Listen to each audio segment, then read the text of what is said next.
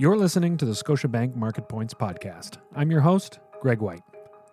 Market Points is part of the Knowledge Capital series, a collection of audio, video, and written commentary from Scotiabank Global Banking and Markets leaders designed to provide you with timely insights and analysis. This week, the International Monetary Fund downgraded its forecast for 2020 to a 4.9% retraction in global growth. Coronavirus cases are re-escalating in new areas. Employment numbers continue to slide, yet retail sales are improving, and we've experienced significant gains in equity markets since the late March lows. So are things getting better or worse? Or is it too early to tell? On this episode of Market Points, Jean-François Perrault, Senior Vice President and Chief Economist at Scotiabank, provides his perspective on our economic prospects and some of the fundamental shifts we should prepare for. Hi, Jean-François. Thanks for being on the podcast today. It's a pleasure to be here. Lots of mixed signals between the economic data and the equity markets. They seem to be in a tug of war between pessimism and optimism over our current situation. How are you making sense of all this, starting with the rebound we've seen in equity markets? It seems counterintuitive. Well, it does to some extent, but I think to get a good handle on that, you need to go a little bit further back in history and perhaps, closer to the peak of the crisis when we were seeing these very, very dramatic declines on a daily basis for equity markets. And the operating environment then was one in which we really didn't have a good sense of how things were going to work out from an economic perspective. We were, starting the shutdowns. There's still a lot of turmoil in funding markets. There was no sense that we knew whether or not the shutdowns were going to work. And as a result of that, it was very difficult to assess whether or not there'd be a recovery sometime in the year. Fast forward a few weeks from then, and a few weeks going back now, and it became clear that the containment efforts that were being rolled out around the world were having their intended impact. And that is to say, they were slowing the progression of the virus, they were flattening the curve. And as a result of that, we started to have much greater confidence that there would be a rebound in economic activity in the later part of the year because the medicine that we've been taking to try and control the virus was working to some degree.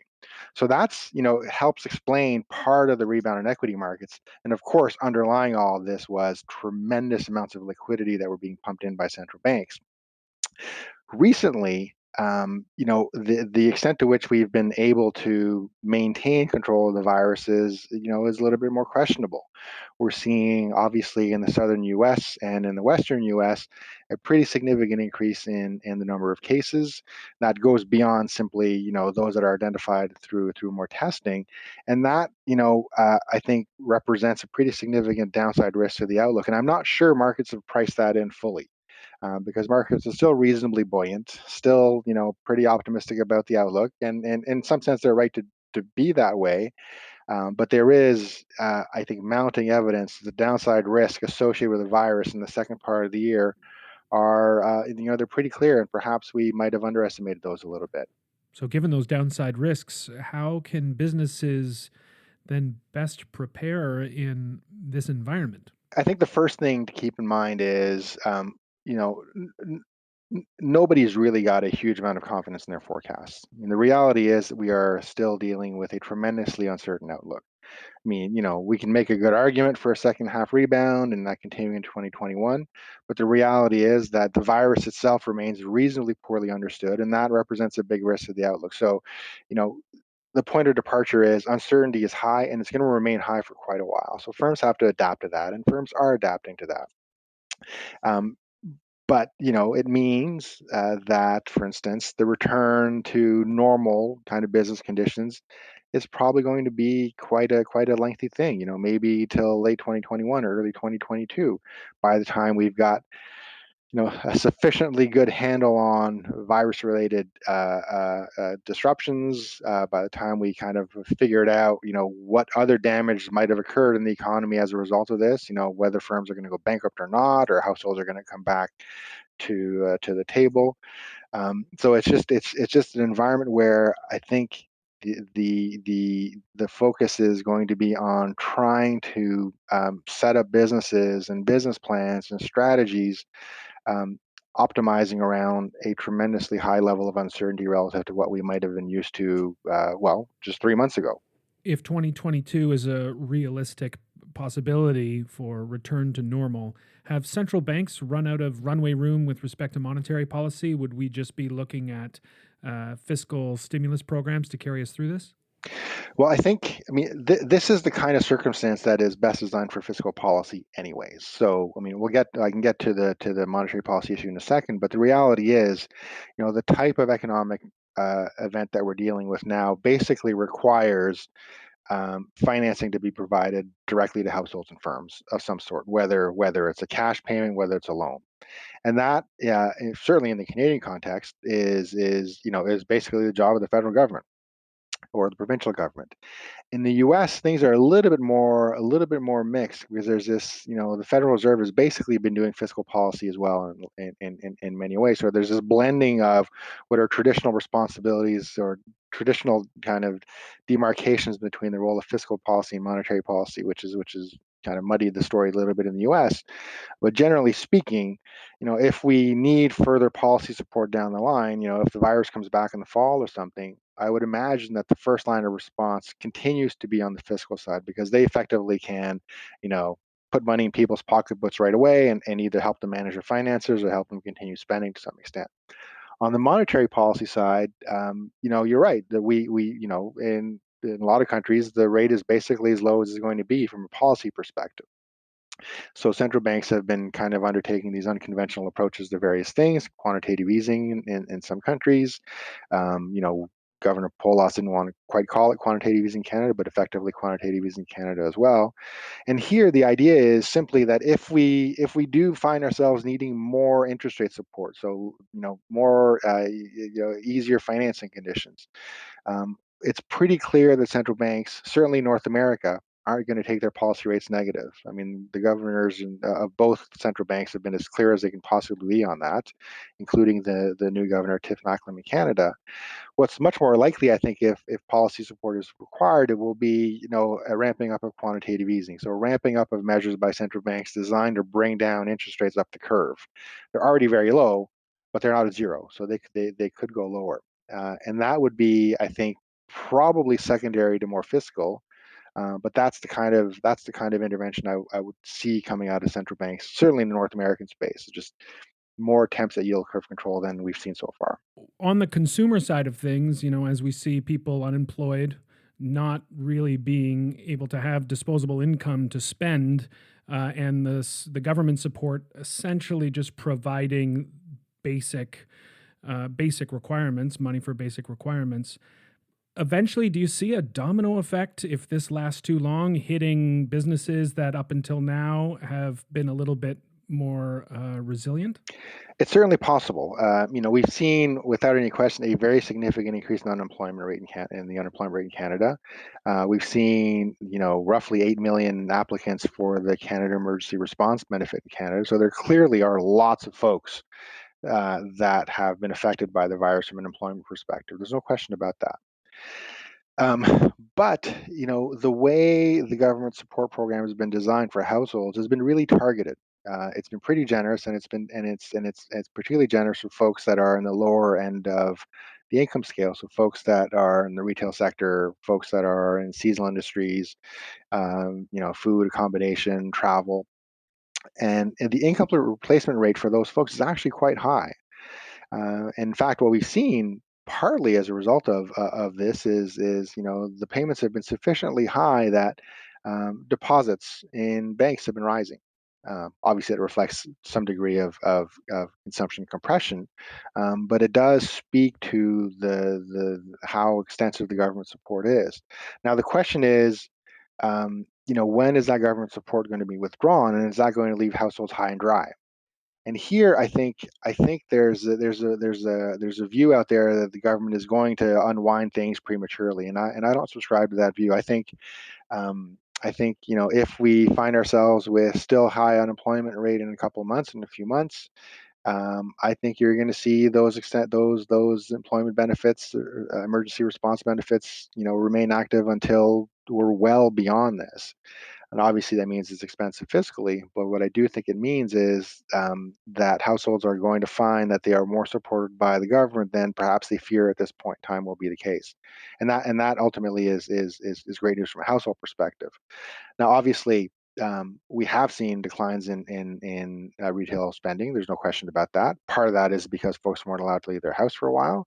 Part of that is because you have lots of unemployment, lots of unemployed folks. Reduced confidence, folks just wanting to be more cautious with their finances in a period of extreme uncertainty. But we've nevertheless, since the peak of the crisis, seen a pretty dramatic improvement in retail spending. And that speaks partly to pent up demand. The household, there's only so long a household can go without purchasing a type of good that it views as essential. But it also speaks to I think what is still generally speaking the view of a lot of Canadians, probably most Canadians, that the COVID situation is a temporary situation and that they can kind of weather this. And one way to contextualize that is to look at the labor force survey in Canada. So the labor force survey does this interesting thing. For the last couple of months, it's asked Canadians, basically, how do they feel about their financial situation? Do they feel that they are under financial distress? And about a third of Canadians have said that they are, which is a pretty high number.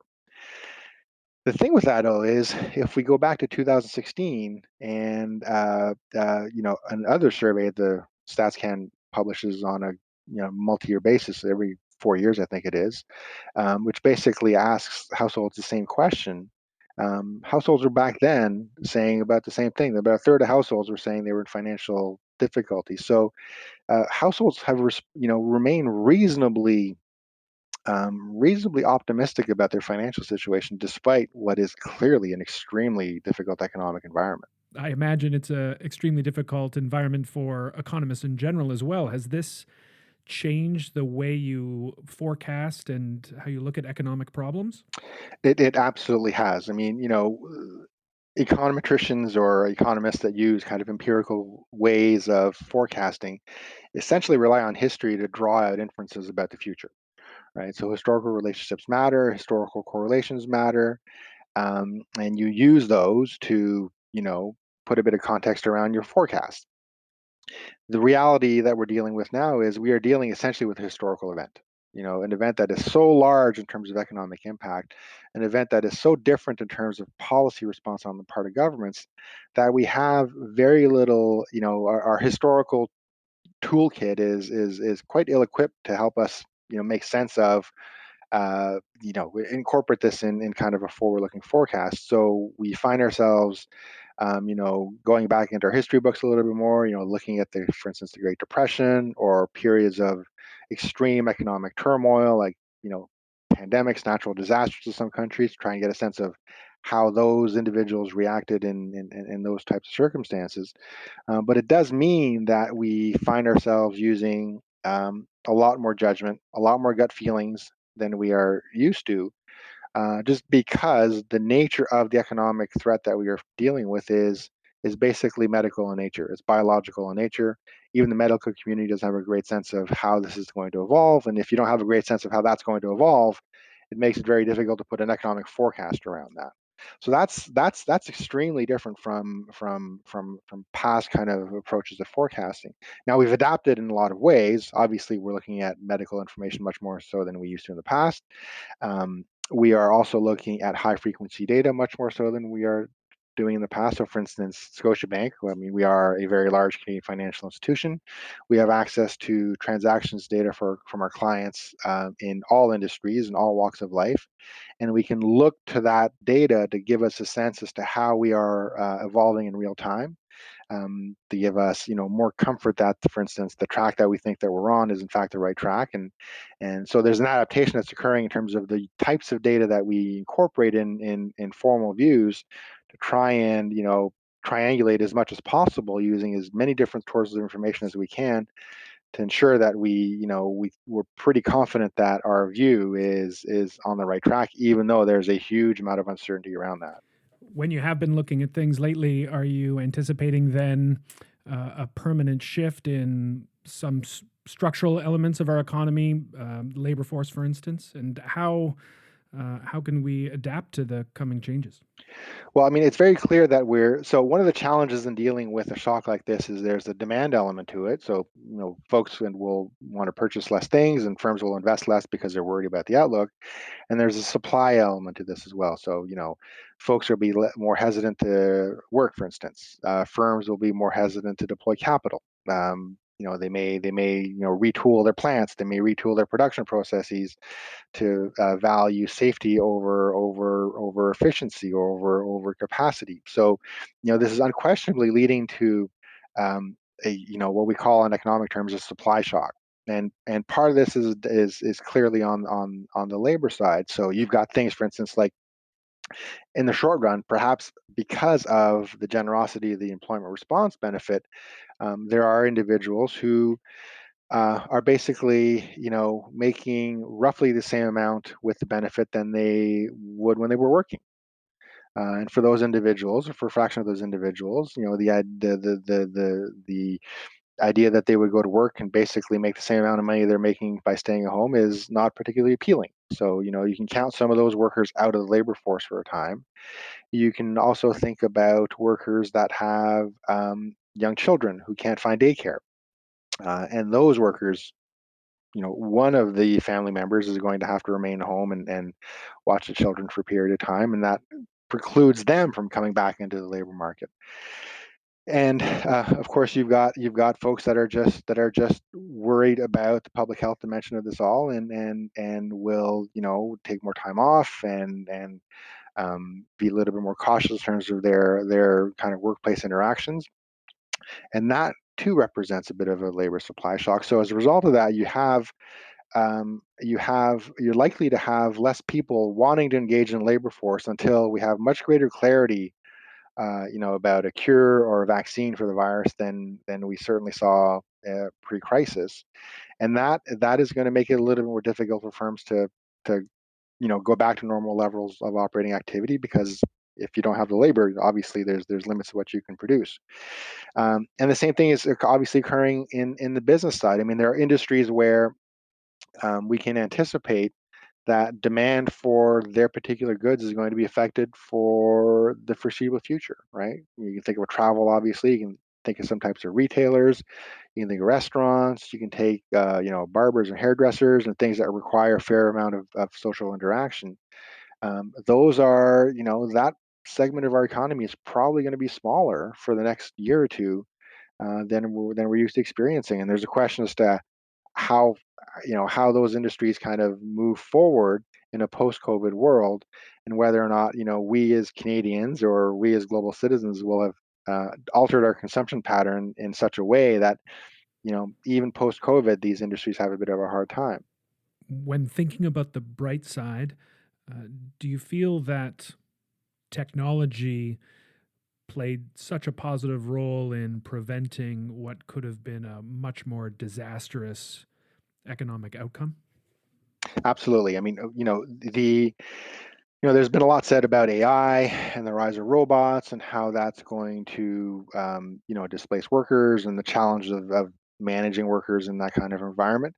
I think what we've experienced with COVID in the last couple of months now is a very about as clear a demonstration of the benefits of technology as you're ever going to get, in that the extent to which folks have been able to work from home, the extent to which we've been able to, shift our purchasing patterns using technology, the extent to which firms have been able to manage this through data analytics, is all the function, obviously, all a result of how important technology has become in managing our lives and our economy. So, I mean, that's the starting point, which is, things would have been, I think, much, much, much, much worse had we not been as technologically savvy and advanced and agile as we have.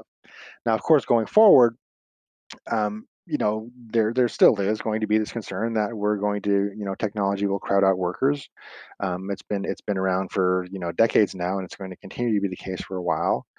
I think one thing to keep in mind from that perspective is obviously, setting aside COVID for a little bit and the extraordinary nature of that development.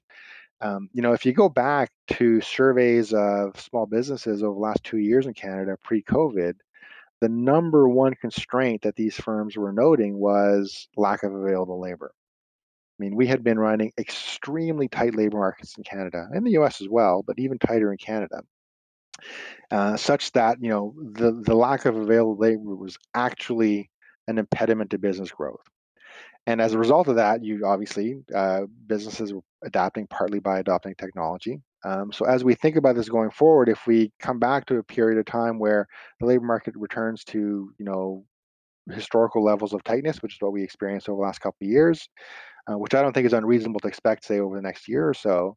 Like, again, the emphasis will be on firms using technology to meet their production needs, but it's going to occur in an environment where there already is a very, very tight labor market. Now, of course, one of the consequences of all this, and this is where there's an opportunity related to COVID, is as you continue on the technological transformation side, displaced workers need to be retrained, and clearly, because of the supply dimension to this, because of the labor stock dimension to this, there is going to be a need to retrain a tremendous amount of people that are in industries that are likely to be a bit smaller going forward. And that, again, will obviously, technology will help make that happen. But it's likely to lead to a situation where some of those workers shift to industries that are more likely to be sustainable going forward, or have kind of a more dynamic path going forward. And those are likely to be, again, industries that are technologically based. That was Jean-François Perrault, Senior Vice President and Chief Economist at Scotiabank. You can find more thought-leading content from Scotiabank on our website at gbm.scotiabank.com, and you can also follow us on Twitter at ScotiabankGBM, as well as our LinkedIn showcase page under Scotiabank Global Banking and Markets. Please refer to our legal disclosures on our website. Thanks for listening.